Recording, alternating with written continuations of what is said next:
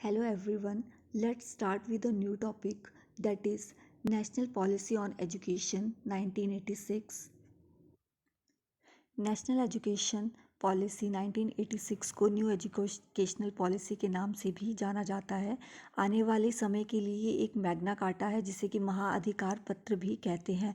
ये रिपोर्ट जो है वो 29 पेजेस में बनकर तैयार हुई है जिसमें कि लगभग 10,000 वर्ड्स हैं और इस रिपोर्ट को 12 भागों में 12 पार्ट्स में जो है वो डिवाइड किया गया है। इसमें 157 आर्टिकल्स जो है वो रखे गए हैं, धाराएं रखी गई हैं। राष्ट्रीय शिक्षा नीति लोकसभा द्वारा 8 मई को तथा राज्यसभा द्वारा 13 मई 1986 को पास की गई। इसमें जो है वो 12 पार्ट्स हैं जो कि इस तरह से हैं। फर्स्ट है प्रस्तावना इंट्रोडक्शन। सेकंड शिक्षा का सार व भूमिका the essence and role of education. Third राष्ट्रीय शिक्षा पद्धति national system of education. Fourth समानता के लिए शिक्षा एजुकेशन फॉर इक्वलिटी। फिफ्थ विभिन्न स्तरों पर शिक्षा का पुनर्गठन reorganisation of education at different stages. Sixth तकनीकी व प्रबंधात्मक शिक्षा technical and management education. Seventh पद्धति को कार्यशील बनाना मेकिंग द सिस्टम वर्क। शिक्षा की सामग्री तथा प्रक्रिया का नवीकरण reorienting the content and process of education. Ninth अध्यापक टीचर शिक्षा का प्रबंध द मैनेजमेंट ऑफ एजुकेशन संसाधन तथा पुनर्निरीक्षण रिसोर्सेज एंड रिव्यू। और सबसे लास्ट पार्ट जो है वो है भविष्य यानी कि द फ्यूचर। इन 12 पार्ट्स को इस पॉलिसी के जो है वो फीचर्स भी माना गया है और ऑब्जेक्टिव्स भी माना गया है। पहले बात करते हैं सबसे फर्स्ट पार्ट की जो है शिक्षा का सार तथा भूमिका the essence and role of education. तो इसमें बच्चों के ऑलराउंड डेवलपमेंट की बात की गई थी कि बच्चों का जो है वो पूरी तरह से विकास होना चाहिए, चाहे वो आध्यात्मिक तौर पर हो, फिजिकली हो या फिर सोशली हो, इमोशनली हो। बच्चे का जो है वो ऑलराउंड डेवलपमेंट होना बहुत ज़्यादा ज़रूरी है। साथ ही साथ आपको बच्चे के अंदर जो है वो मोरल और स्पिरिचुअल वैल्यूज़ को क्या करना है, डेवलप करना है। बच्चे का जो है वो साइंटिफिक दृष्टिकोण होना चाहिए। बच्चे को आपको सुसंस्कृत बनाना है। बच्चे के आपको क्या करना है, बच्चे के अंदर हर तरह की जो भी वैल्यूज़ हैं उनको इनकलकेट करना है। बच्चे को आपको धर्मनिरपेक्षता और लोकतंत्र के बारे में सिखाना है। इसके साथ साथ आपको इस नीति का जो उद्देश्य था वो ये था कि मैन पावर डेवलपमेंट मानव शक्ति का जो है वो विभिन्न विभिन्न स्तरों पर ज़्यादा से ज़्यादा विकास हो सके। शिक्षा जो है वो इस पॉलिसी के लिए एक यूनिक इन्वेस्टमेंट माना गया था, एक अनोखा निवेश माना गया था जिसमें कि आज आप वर्तमान में प्रेजेंट में आप उस पर जितना ज़्यादा इन्वेस्ट करेंगे, नेक्स्ट फ्यूचर में भविष्य में आपको उससे उतना ही ज़्यादा जो है वो फ़ायदा भी होगा।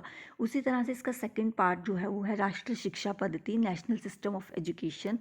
तो सिस्टम ऑफ एजुकेशन जो था वो आपका 10+2+3 का जो है वो स्ट्रक्चर चला हुआ है एजुकेशन पर, जिसमें कि 10 वर्ष जो है वो आपके पहले 5 वर्ष जो है वो प्राइमरी एजुकेशन होगी, फिर उसके बाद 6, 7, 8 जो है वो अपर प्राइमरी में काउंट होगा और 9th और 10th जो है वो हाई स्कूल में। उसी तरह से +1 और +2 जो है वो हायर या फिर सीनियर सेकेंडरी स्कूल में जो है वो काउंट होगा। इसमें कॉन्सेप्ट ऑफ नेशनल सिस्टम की बात की गई है, यानी कि राष्ट्रीय पद्धति की धारणा की बात की गई है कि इसमें जो भी है एक बच्चों के लिए लेवल जो है वो निर्धारित किया जाएगा, रखा जाएगा। इसमें आप किसी भी बच्चे के साथ जो है किसी भी तरह से जाति स्थान या फिर किसी भी और चीज़ को लेकर किसी भी तरह का कोई भी भेदभाव या फिर डिस्क्रिमिनेशन नहीं करेंगे। आप सरकार के द्वारा जो भी रूल्स बनाए गए हैं उनको क्या करेंगे, उनकी आप पूर्ति करेंगे। साथ ही साथ आप कॉमन स्कूल सिस्टम जो है वो उसकी प्रणाली को चलाने की कोशिश करेंगे। अगर नेशनल सिस्टम ऑफ एजुकेशन के अंदर और बात करें तो इसमें बहुत सी चीज़ें जो थी वो रखी गई थी कि जैसे promotion of link and other languages. आपको इसमें क्या करना है, जो भी आपकी लिंक यानी कि कांटेक्ट करने की भाषा है उसको प्रमोट करना है। उसी के साथ साथ आपकी अगर कोई अन्य भाषाएं हैं तो उसको भी आपको क्या करना है, डेवलप करना है। इंटरनेशनल अंडरस्टैंडिंग यानी कि अंतर्राष्ट्रीय बोध, इसमें आपको क्या करना है, बच्चों के अंदर नेशनल लेवल की ही नहीं बल्कि इंटरनेशनल लेवल की भी जो जानकारी है बच्चों को प्रोवाइड करनी है। इंटरनेशनल लेवल की अंडरस्टैंडिंग जो है बच्चों को प्रोवाइड करने की कोशिश करनी है। फिर नेक्स्ट है इसमें नेशनल करिकुलर फ्रेमवर्क यानी कि राष्ट्रीय पाठ्यक्रम का ढांचा। तो राष्ट्रीय पाठ्यक्रम का ढांचा जो है वो सामान्य होना चाहिए, कॉमन कोर होना चाहिए। आप बच्चों के अंदर जो है वो आवश्यक सभी करिकुलम के अंदर ऐसे तत्वों को जो है वो एलिमेंट्स को शामिल करें जो कि बच्चे के साथ साथ उसको फ्यूचर में भी उसको क्या कर सके, किसी भी तरह की सिचुएशन में हेल्प कर सके। आप बच्चे को जो है वो समय के अनुसार, टाइम के अकॉर्डिंग जो है वो धीरे धीरे करके जो है वो चेंज कर सके। फिर नेक्स्ट है इसमें national support for implementing programmes, कार्यक्रमों को लागू करने में राष्ट्रीय सहायता। अगर आप इस तरह की जो है नेशनल सिस्टम ऑफ एजुकेशन को अगर आप फॉलो करते हैं तो इस तरह से आप क्या कर सकते हैं, कई तरह के प्रोग्राम्स को जो है वो लागू कर सकते हैं, इम्प्लीमेंट कर सकते हैं, जो कि आपकी नेशन को, आपकी राष्ट्र को जो है वो और ज़्यादा स्ट्रॉन्ग बनाने में जो है वो हेल्प करेगा। थर्ड पार्ट की अगर बात करें तो थर्ड पार्ट है समानता के लिए शिक्षा यानी कि एजुकेशन फॉर इक्वलिटी। इसमें शिक्षा जो है वो समानता की बात की गई है। तो उसमें अगर फर्स्ट बात करें तो एजुकेशन फॉर वुमेन्स इक्वलिटी, नारी समानता के लिए शिक्षा रखने की बात की गई है कि उस समय जो भी स्टेटस था यानी कि जो भी स्त्रियों थी उनकी जो स्थिति थी उनको सुधारने की बात की गई है। वुमेन्स स्टडी के ऊपर बात की गई है, या फिर रिमूवल ऑफ वुमेन्स इलिटरेसी, जिस भी तरह की नारी निरक्षरता थी उसका निवारण करने की बात की गई है। वुमेन्स की जो है वो पार्टिसिपेशन होनी चाहिए, चाहे वो टेक्निकल में हो या फिर वोकेशनल एजुकेशन में हो, हर तरफ से जो है वो वुमेन्स को स्ट्रॉन्ग बनाने की इसमें इस पॉलिसी के अंदर जो है वो बात की गई है। नेक्स्ट अगर बात करें थर्ड पॉइंट के अंदर तो एजुकेशन फॉर शेड्यूल्ड कास्ट यानी कि अनुसूचित जातियों के लिए शिक्षा जो है वो रखी गई है, चाहे फिर उसमें ग्रामीण स्त्रियां हों, शहरी पुरुष हों, या फिर कोई भी स्त्री हो, चाहे वो शहर से है या फिर गांव से है। तो वहाँ पे आप हर एक इंसान को जो है वो शिक्षा यानी कि एजुकेशन प्रोवाइड करने की कोशिश करेंगे। आप बच्चों को जो है वो प्री मैट्रिक स्कॉलरशिप स्कीम जो है वो लागू करेंगे। साथ ही साथ आप उनके लिए जो है माइक्रो प्लानिंग और रिमीडियल कोर्सेज जो हैं वो प्रोवाइड करने की कोशिश करेंगे। इसके अलावा एजुकेशन फॉर शेड्यूल्ड ट्राइब्स जो है वो रखी गई है कि ट्राइबल की जो भी आपकी शेड्यूल्ड ट्राइब हैं उनकी वेलफेयर के लिए आप ज़्यादा से ज़्यादा प्रोग्राम्स या फिर स्कीम्स को जो है वो लॉन्च करेंगे। आप इस तरह से कोशिश करेंगे कि जो भी, चाहे कोई शेड्यूल कास्ट से है या फिर शेड्यूल ट्राइब से है, माइनॉरिटीज़ से जो है वो बिलोंग करता है, या फिर अदर एजुकेशनली बैकवर्ड क्लासेस से बिलोंग करता है, कोई भी जो है वो शिक्षा से वंचित ना रहे। चाहे अगर कोई भी हैंडीकैप्ड है, विकलांग लोग हैं, उनको भी आप क्या कर सके, शिक्षा जो है वो प्रोवाइड कर सके। साथ ही साथ एडल्ट एंड कंटिन्यूइंग एजुकेशन की भी बात की गई है इसमें कि आप क्या करेंगे, ज़्यादा से ज़्यादा मास लिटरेसी जो प्रोग्राम्स हैं उनको बढ़ाने की कोशिश करेंगे कि हर जो भी 15 से 35 वर्ष की जो भी आयु के जो लोग हैं वो आसानी से मास लिटरेसी प्रोग्राम्स के थ्रू जो है वो शिक्षा को प्राप्त कर सके। Programme of adult and continuing education की बात की गई है कि प्रौढ़ तथा अनवरत शिक्षा संबंधी कार्यक्रम जो है वो चलाए जाएंगे।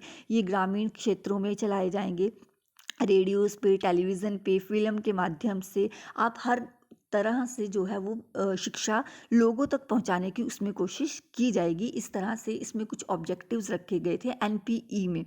फिर फोर्थ है reorganisation of education at different stages, विभिन्न स्तरों पर शिक्षा का पुनर्गठन। तो विभिन्न स्तर मतलब प्राइमरी एजुकेशन हो गया, फिर सेकेंडरी हो गया, फिर हायर एजुकेशन की बात की गई है। तो यहाँ पे डिफरेंट डिफरेंट तरह की जो है वो स्टेजेस रखी गई हैं एजुकेशन पे। तो हर एक स्टेज पे आपको क्या करना है, बच्चे को डेवलप करने की, उसको उसके अंदर ग्रोथ करने की, या फिर उसके बिहेवियर में डिफरेंट डिफरेंट तरह की चेंजेस लाने की जो है वो बात की गई है। अगर उसी तरह से हम स्टार्टिंग की बात करें यानी कि प्राइमरी एजुकेशन की बात करें तो प्राइमरी एजुकेशन में early childhood care and education की बात की गई है कि आरंभिक बाल्यावस्था की देखभाल व शिक्षा, कि आप क्या करेंगे, integrated child development service programme चलाएंगे या फिर डे केयर सेंटर्स चलाएंगे कि जहाँ पे आप बच्चों की जो भी बाल्यावस्था है उसका पूरी तरह से ध्यान रख सके। आप बच्चों को शिक्षा तो दें, साथ ही साथ बच्चे का जो भी इसके अलावा बच्चे की ज़रूरतें हैं आप उसको भी क्या कर सके, ध्यान रख सके। चाइल्ड ओरिएंटेड प्रोग्राम्स जो है वो चलाने की बात की गई है कि बाल केंद्रित कार्यक्रम चलाए जाएंगे कि जिसमें आप 3 R को जो है वो ज़्यादा से ज़्यादा प्रमोट करने की कोशिश करेंगे, जिसमें आपका रीडिंग आ गया, राइटिंग आ गया, ठीक है। साथ ही साथ बच्चों के खेलने कूदने के लिए भी पूरा आप उसको शेड्यूल करेंगे कि किस समय बच्चा जो है वो पढ़ेगा, किस समय बच्चा खेलेगा। इन सब चीज़ों की जो है वो इसमें ध्यान रखने की बात की गई है। 2 एस्पेक्ट ऑफ एजुकेशन की इसमें बात की गई है।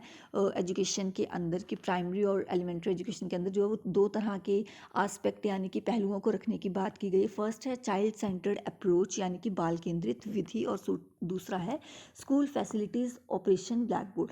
फर्स्ट की अगर बात करें चाइल्ड सेंटर्ड अप्रोच की, तो आप जिस भी तरह के इंस्ट्रक्शंस प्रोवाइड करते हैं, प्रोग्राम्स रखते हैं या स्कीम्स बनाते हैं, तो ध्यान रखें कि वो हमेशा ही बच्चे की अराउंड या बच्चे की इर्द गिर्द जो है वो घूमनी चाहिए, ठीक है। इर्द गिर्द घूमने या चाइल्ड सेंटर्ड अप्रोच का मतलब है कि आप ऐसे प्रोग्राम्स जो है वो सेट करें जिसमें बच्चे जो है वो पार्टिसिपेट करें, ज़्यादा से ज़्यादा पार्टिसिपेट कर सकें। ऐसी एक्टिविटीज़ आप ऑर्गेनाइज कर सकते हैं कि जिसमें बच्चे जो है वो खुलकर भाग ले सकें। आपकी जो भी प्रोग्राम्स होने चाहिए वो हमेशा ही बच्चों के डेवलपमेंट और ग्रोथ के लिए जो है वो होने चाहिए। नेक्स्ट है सेकंड इसी में school facility operation black board. बच्चों को आप क्या करेंगे, स्कूली सुविधाएं या फिर ऑपरेशन ब्लैक बोर्ड का जो भी है उसमें आप बच्चे को हर तरह की फैसिलिटी प्रोवाइड करने की कोशिश करेंगे। अगर ऑपरेशन ब्लैक बोर्ड की बात करें तो ऑपरेशन ब्लैक बोर्ड में जो है वो ये बोला गया है कि प्राइमरी एजुकेशन के अंदर या प्राइमरी स्कूल्स के अंदर जो है वो आपके पास 2 बड़े रूम्स होने चाहिए, जिसमें आपके पास 2 टीचर्स होने चाहिए, जिसमें आपका एक मेल हो और एक फीमेल हो। उन रूम्स को जो है वो आप हर एक तरह की वेदर में, मौसम में जो है वो यूज़ कर सकें। साथ ही साथ उन रूम्स के अंदर जो है आपके पास पूरा बैठने का सामान होना चाहिए, जैसे बच्चों के लिए डेस्क होने चाहिए, डाइस होना चाहिए, ब्लैक बोर्ड होना चाहिए, चॉक, डस्टर, चार्ट, पॉइंटर, ये सारी चीज़ें, मॉडल्स हो गई, टीचिंग एड्स हो गए आपके, ये सारे जो है वो आपको बच्चों को की सुविधा के लिए जो है वो प्रोवाइड करके या फिर उनको रखने की जो है वो ज़रूरत है। फिर मॉडर्न टेक्नोलॉजी एड्स होने चाहिए, नॉन फॉर्मल एजुकेशन जो है वो बच्चों के लिए होना चाहिए, ठीक है।